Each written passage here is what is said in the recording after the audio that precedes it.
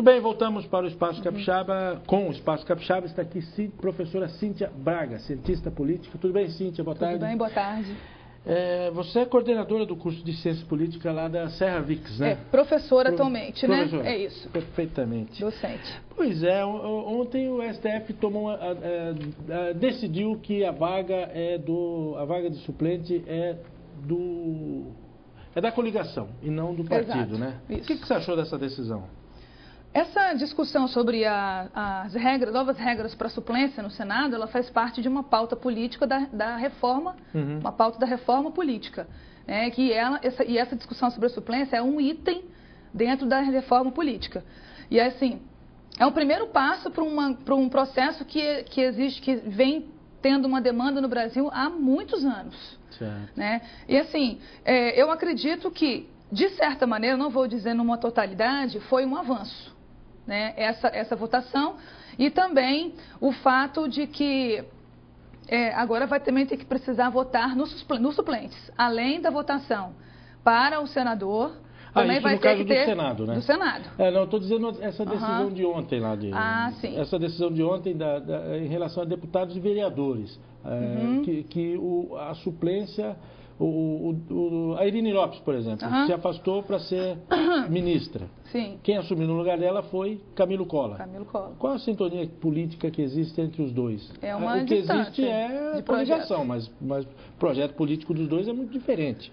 Aí eu novamente retorno até aquela discussão que a gente teve quando eu vim aqui, que você me perguntou sobre os projetos de Casa Grande, de outros candidatos a governo do Estado, né? Então, aí, por exemplo, a gente vai pensar como que não é o mesmo projeto político se eles resolveram fazer uma coligação, não é? Então, a gente coloca essa questão em pauta. Você que é eleitor da Irine Lopes, como que não é o mesmo projeto se eles estão na mesma coligação? Se eles sentaram... Essa é a resposta. É porque alguém, antes de você vir aqui, que votou e enfim, apoiador da Irine Lopes, falou isso. O mandato é do Guilherme Lacerda, porque ele é do PT o Camilo não é. Mas eles estão na mesma coligação. E as regras devem ser feitas antes do pleito, antes das eleições. Né? Então, se eles sentaram e fizeram um acordo, né, e decidiram estabelecer uma coligação de partidos que, porventura, tenham projetos diferentes e tenham um histórico diferente, né, eles estavam cientes de que isso estava em questão. E a legislação eleitoral é muito clara, a regra é clara, né? Está dizendo lá, se é da mesma coligação, então, tanto é que só um ministro votou a favor da suplência do mandato ser do partido. Né? O que é diferente para o caso de perda de mandato por falta de fidelidade partidária. Exato. Aí, nesse caso, a decisão deles é a seguinte: se perder o mandato por problema de fidelidade partidária, aí quem assume é do partido. Exatamente. Mas aí é prefeito e governador. Com certeza, tem essa questão para o executivo. Agora, essa questão da coligação, eu acho que essas votações, essas polêmicas que acontecem nesses momentos, como esse que está acontecendo agora, servem para a gente poder também problematizar questões mais profundas da nossa tradição e cultura política, por exemplo. Né, em relação à mudança das regras eleitorais. Né? O sistema eleitoral no Brasil funciona desde a época da colônia, para você ter uma ideia. Eu dei aula sobre o sistema eleitoral e a gente acompanhou isso lá, passo a passo. Você tem sistema eleitoral na época da colônia e durante o período do Império no Brasil, a gente teve 5 sistemas eleitorais. E as mudanças das regras, elas são incessantes na nossa tradição política.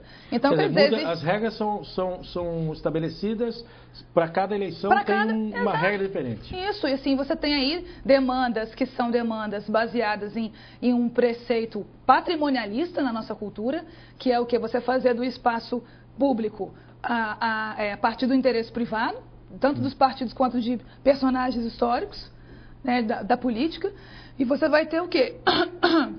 Perdão. Essas regras mudando em função desses interesses, que são interesses de pessoas que ocupam esses cargos no poder há anos e vem isso acontecendo sucessivamente. Essa cultura política, essa é uma cultura política, por quê? Porque ela é presente na nossa trajetória política desde da nossa emancipação até antes do quando a gente era colônia. Agora, isso também mostra uma coisa que é uma cobrança da sociedade, que é a falta de uma reforma política mais... Isso é uma demanda antiga. Né? Isso é uma demanda. Tanto Tanto que João Goulart caiu, um dos motivos de João Goulart ter caído e ter sido golpeado pelos militares em 64, né? Um dos motivos também foi esse, né? Que são a necessidade de reforma de base, a reforma política é uma delas. Né? Então, a gente tem uma demanda em relação a essas, há muito tempo, há séculos, vamos colocar, na nossa tradição política. Né? E aí, como que vai se estruturar isso? Eu acredito que... Nós já mudamos completamente de assunto, mas você acha que mudamos está ótimo. Mudamos porque a conversa está indo nesse rumo mesmo, né? Mas, quer dizer, se não tiver uma reforma política, nós não vamos ter regras mais duradouras. Essa é a questão, né? A gente poder, por exemplo, se espelhar em nações como os Estados Unidos, a França, a Inglaterra, por exemplo, que têm constituições duradouras. Né? Os Estados Unidos, a Constituição da época da sua formação permanece. As regras eleitorais estão na Constituição lá também? Também não, porque aqui a legislação eleitoral... quer dizer, as suas normas principais estão estabelecidas em Constituição, mas a lei muda frequentemente. A cada 2 anos, pelo menos. Né? É um vício, e na verdade nós temos uma presença aí de bacharéis do direito, desde a época da formação das câmaras municipais no Brasil, a gente tem a presença de advogados dando a base desse legislativo. Então, assim, você vai ter um vício pela lei. No Brasil, as coisas, para mudar, é mudança pela lei, não é mudança pelo comportamento social das pessoas, pela organização política, pela uma tradição de mutualismo, de associativismo, como a gente tem, por exemplo, na Inglaterra e nos Estados Unidos, quando você tem uma sociedade civil que é forte. Nós somos novos e estamos avançando, é por isso. É porque o tom da crítica é sempre importante nesse sentido, né? Para a gente pensar a nossa condição. Professora Cíntia Braga, muito obrigado pela presença. Obrigado, eu que agradeço a presença. Boa tarde.